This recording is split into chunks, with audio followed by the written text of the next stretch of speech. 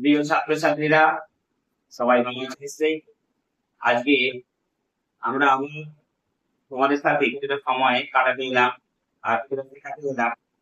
তো আমরা বর্তমান বিষয়ে সপ্তম শ্রেণী অর্থাৎ ক্লাস 7 এর বলতে দেখি 11.1 এক আর 2 এর দাগে কিছু নিয়ম ভগ্নাংশের বর্গমূলে শিখেছিলাম।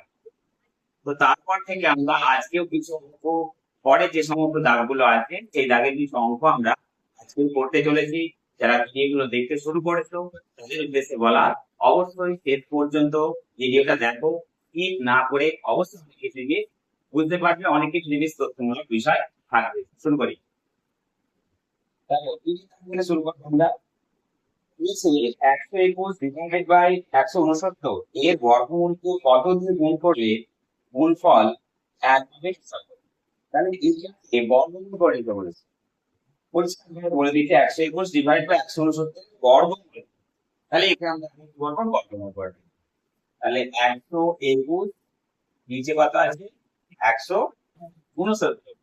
তাহলে একে যদি আমরা বর্গমূল করি তাহলে কত হবে? 121 এর বর্গমূল আপনি মুখে মুখে করে নিতে পারেন, মনে করা দরকার নেই। তাহলে কি হবে? 11 গুণিত 11। 169 যদি আমরা ভাঙি কত বেরোবে বলো তো? 13 গুণিত 13, 13 স্কয়ার লিখতে পারি আমরা। তাহলে এই ক্ষেত্রে আমরা জানি 11 গুণ মানে 11 স্কয়ার, 13 গুণ মানে 13 স্কয়ার।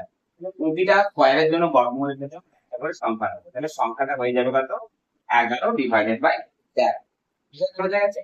এবার বলেছে এর সাথে কত গুণ করলে আমরা এক পাবো। এখানে একটা তথ্য দিয়ে যাচ্ছে তোমাদেরকে, যদি দুটো সংখ্যার গুণফল সর্বদা বের হয় তাহলে জানবে ওই সংখ্যা দুটো পরস্পরের যে অবস্থায় রয়েছে অনন্য অবস্থায় আছে। কিভাবে রয়েছে? অনন্য। এবারে আমরা তো অনন্য বিষয়টা তো জানি না। অনন্য হচ্ছে যে কোন সংখ্যার বিপরীত সংখ্যাকেই বলা হয় ওই সংখ্যা। আমি একটা ভগ্নাংশ লিখছি, ধরে না 2 এর 3। তোমাকে বলতো 2 এর 3 অনন্য কত? 2 এর 3 এর অনন্য মানে হচ্ছে কত হবে না 3 এর 3, অর্থাৎ ওটাকে উল্টে হয়ে যাবে। তাহলে কোন সংখ্যা এবং তার একে যদি আমরা গুণ করে দিই তাহলে তার গুণফল সর্বদা কি হবে? না 1। মাথায় ঢুকেছে? তাহলে কোন সংখ্যা এবং তার অনন্য তার গুণফল সর্বদা কি হবে? না গুণফল 1 হবে। আর একটা উদাহরণ বলছি, যেমন ধরো 2 এর অনন্য কত হবে? 2 এর অনন্য ভালো কত? 1 এর 2 উল্টে গেলে কত হবে? 1 এর 2। তাহলে দেখো 2 2 কেটে গিয়ে কি করে থাকবে? 1। বিষয়টা বুঝতে পারছি নিশ্চয়ই? তাহলে এই অঙ্কটাতে যেটা বলা আছে সেটা একটু লক্ষ্য করো যে এর সঙ্গে কত গুণ করলে আমরা কি পাবো? 1 পাবো। তাহলে উত্তর হবে 1 পাবো বলেছে, তাহলে 1 ভাজিত 11 13 সমান কি হবে? 1 গুণিত 13 11 সমান উত্তরটা কত হবে? 13 11। তাহলে এর সঙ্গে আমরা 13 11 যদি গুণ করি গুণফল কত হবে? 1। তাহলে উত্তরটা আমরা লিখে নেবো, কত? 13 11 গুণ করলে গুণফল কত হবে? 1। গুণফল 1 হয়। বোঝা গেছে বিষয়টা? এবারে আমরা পরের দিকে চলে যাব। দেখো 4 অঙ্কটা কি বলেছে, যে দুটি ঋণাত্মক সংখ্যার একটি অপরটির 2 গুণ সংখ্যা দুটির গুণফল 1.17 হলে সংখ্যা দুটি কি কি হবে নির্ণয় করো। ঠিক আছে? তাহলে ধনাত্মক সংখ্যা বলেছে একটি অপরটির দ্বিগুণ। তাহলে আমরা প্রথমটা করে নেব। তাহলে মনে করি প্রথম সংখ্যাটি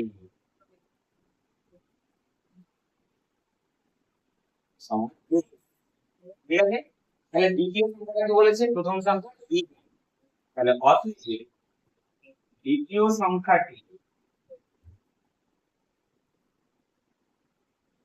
সমান দ্বিগুণ মানে তাহলে কি হবে? দ্বিগুণ করে যাচ্ছে। এবার বলে দিয়েছে ভালো করে লক্ষ্য করো, দুটি সংখ্যার গুণফল কত? 7/32। তাহলে আমরা প্রশ্নানুসারে লিখতে পারি, প্রশ্নানুসারে x গুণ x অর্থাৎ দুটো সংখ্যার গুণফল। এখানে কত বলেছে? 1/17 1/17। এবারে ক্যালকুলেশনটা ভালো করে লক্ষ্য করো। বা দিলাম একই লাইনে দুটো সমান হয় না, কিন্তু সবসময় এখানে কি দিতে হয়? বা যদি এরকম মাধ্যম সমান থাকে দুই দিয়ে শুরু করবো আমরা বা দিয়ে শুরু করবো। আচ্ছা এইটাকে গুণ করে দাও, ঠিক আছে, 2x² হয়ে যাবে। তাহলে এটাকে মিশ্র থেকে অগ্রক্ষেত্রে নিয়ে যাও। তাহলে 32 আছে 32, এখানে যোগ করলে কত হবে 49, 49 এ 32 হলো। যেহেতু আমরা এখান থেকে এক্স এর মান বের করছি, তাহলে আমাকে কাকে নিয়ে যাবে, যেতে হবে ডান দিকে, না দুই জায়গায়। নিয়ম হচ্ছে কোন সংখ্যাকে যদি আমরা সমান দিক থেকে অন্যদিকে নিয়ে যাই, তাহলে কি হবে, সে যে অবস্থায় আছে তার বিপরীত হয়ে যাবে। দেখো এর সঙ্গে এক্স স্কয়ারটা কি আকারে ছিল, গুণ আকারে।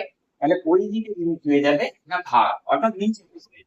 তাহলে লিখবো কি এক্স স্কয়ার সমান 49 ডিভাইডেড বাই 32 গুণ কত, দুইটা কেন নিচে বসলো, নিচে বসলো এই কারণেই, এই দুটো কি আকারে ছিল, তার যে গুণ আকারে ছিল। সমানের ডান দিকে যেহেতু লিমিটটা পেয়ে যাবে না ভাগ আকার পেয়ে যাবে। বা এক্স স্কয়ার সমান হচ্ছে 49, নিচে কত হচ্ছে 64। এক্স এর মান বের হয়নি, এরপর এক্স এর মান আমরা বের করব। বা এক্স, অর্থাৎ এক্স স্কয়ার থেকে এক্স করেছে, তার মানে বর্গমূল করেছে। তাহলে এইগুলো যেহেতু বর্গমূল করেছি, তাহলে এইগুলো পেয়ে যাবে বর্গমূল। 49 এর কত হবে 64। তাহলে 49 কে যদি আমরা ভাঙি তাহলে কত হবে 7 গুণিত 7, আর এটা হবে 8 গুণিত 8 সমান কত হয়ে গেল, তা 7 এর আগে। তাহলে এক্স এর মানে সাথে ধরেছিলাম প্রথম সংখ্যা। তাহলে এখানটাতে আমরা লিখে দেবো, অতএব প্রথম সংখ্যাটি সমান 7 এর আগে। অতএব এবারে কোন সংখ্যাটা বের করবো, দ্বিতীয় সংখ্যা। দ্বিতীয় সংখ্যা কি বলেছিল 2x, তাহলে x এর মান কত পেয়েছি আমরা 7 এর আগে, তাহলে 2 গুণিত 7 এর আগে। কাটাকাটি করে দাও, কত হবে 4। তাহলে একটা সংখ্যা পেলো 7 এর আগে, আর দ্বিতীয় সংখ্যাটা পেলো 7 এর 4। মোটামুটি ব্যাপারটা বুঝতে পারা গেছে। 5 এর দাগের অঙ্কটা, 5 এর দাগের অঙ্কটাতে কি বলেছে দেখো, হিসাব করে দেখি কোন ভগ্নাংশকে সেই ভগ্নাংশ দিয়ে গুণ করলে গুণফল 6×145 ডিভাইডেড বাই 156 হবে। অর্থাৎ কোন সংখ্যাকে সেই সংখ্যা, অর্থাৎ যেটা পাবো সেইটাকে কত দিয়ে গুণ করে, গুণ করে না 5, 5 কে 5 দিয়ে গুণ করলে কি হবে 5×5 = 25। সেই রকম ভাবে গুণ করে কত পাওয়া গেছে 6×145 ডিভাইড বাই 256। তাহলে সংখ্যাটাকে যদি আমরা বের করতে হয় তাহলে কি করে দেবো, না বর্গমূল করে দেবো। কত আছে বল, 6×145 কত 256। আমরা ভাগ পদ্ধতির সাহায্যে বর্গমূল আমরা এর আগেও পড়েছি, তাহলে সেইভাবে আমরা করবো। তাহলে সবার আগে কি করে নেবো, না এইটার সাথে এটাকে আমরা গুণ করে এটা যোগ করবো। যেমন ভাবে পারা বিশ্ব ভগ্নাংশকে অগ্রগতিতে নিয়ে গিয়ে কি পেয়েছি 1681 ডিভাইডেড বাই কত 256। এটাকে আমরা করে দেবো বর্গমূল। তাহলে 1681 কে যদি আমরা বর্গমূল করি, তাহলে নিয়মগুলো আমরা আগেও পড়েছি। তাহলে আগে কাকে বর্গমূল করবো, 16 কে। তাহলে 4 4 কত হয় 16। এবার আর জানি আমরা ভগ্নাংশের এই বর্গমূলের ক্ষেত্রে কি হয়, লাস্টে দুটো করে সংখ্যা নেবে, মানে 4 এর ডবল কত হয় বলো 8। তাহলে এখানে কত লিখতে হবে, 1 থেকে লেখা হবে। তাহলে কি সংখ্যা বসাবো, দেখো এখানে 1 বসাও, আর এখানে 1 বসিয়ে দাও। তাহলে একাধিক গুলো সংখ্যা, একাধিক যদি আমরা 1 দিয়ে গুণ করি তাহলে একাধিক কত হয়ে গেল 1।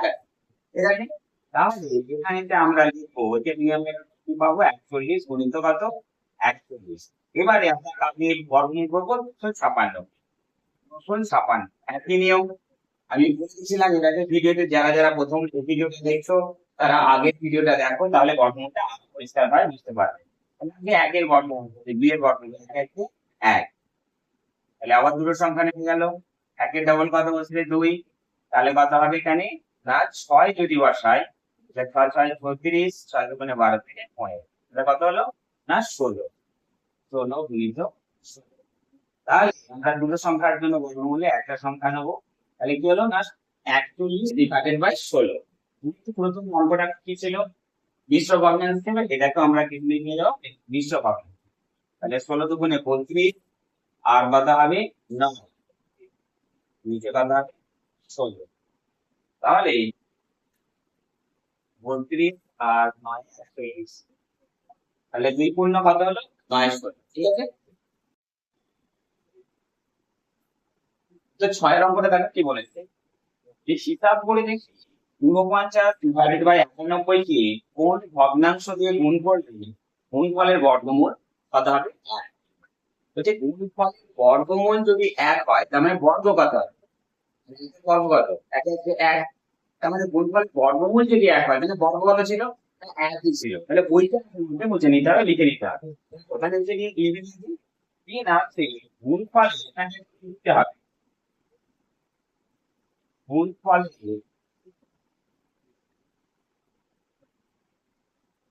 বর্গমূল যদি এক হয় তাহলে বর্গ হবে একের স্কয়ার সমান কথা হবে এক, তাই তো? তাহলে বর্গমূল এক মানে বর্গটা কেন হচ্ছে এক।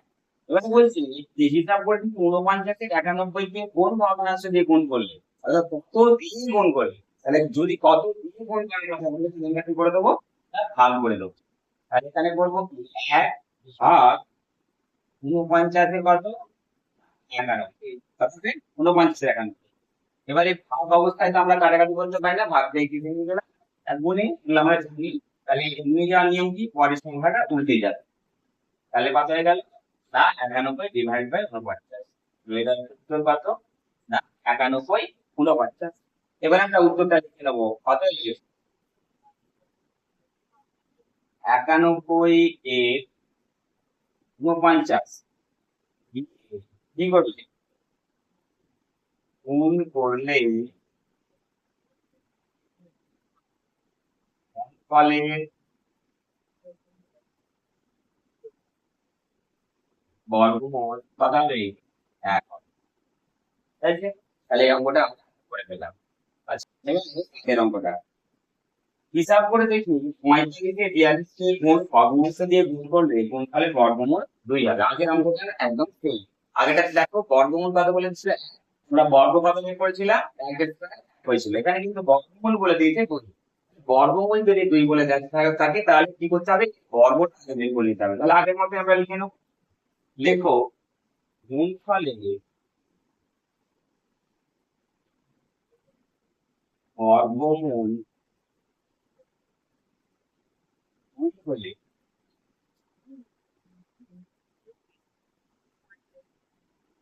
ফলটি হবে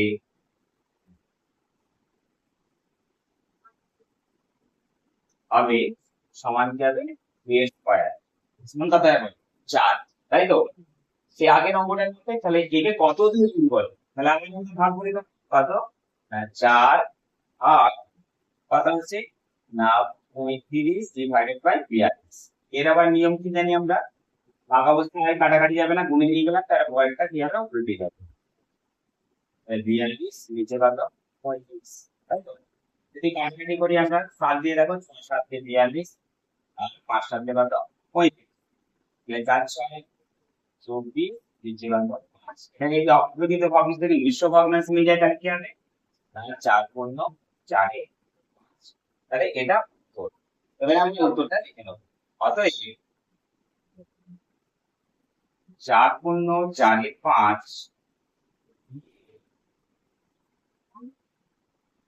গুণ করলে যাবে গুণফলের বর্গমূল, গুণফলের বর্গমূল কত হবে 2 হবে। এটা তাহলে হয়ে যায়।